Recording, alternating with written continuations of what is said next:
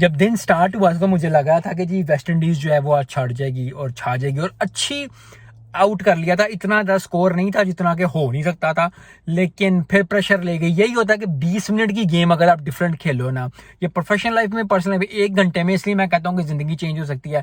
1 घंटा ही लगा, चाहे 40 मिनट लगे, 6 ओवर थे, 13 ओवर में कोई आउट नहीं था, 14वां ओवर स्टार्ट हुआ और 16वें ओवर में, 18वें, 19वें ओवर में जो 5 विकेटें गिर गई थी।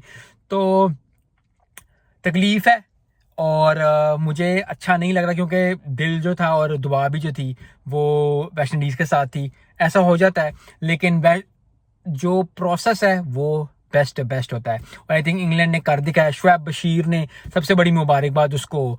ट्रेंट बोल्ट याद आ गया प्लेयर, ट्रेंट ब्रिज जो है, उसमें मुरलीधरन ने, मैंने अभी स्टार्ट पढ़ा कि मुरलीधरन जो है उसने लास्ट टाइम 5 विकेट ली थी, और अब जो है वो शुएब बशीर ने ली है।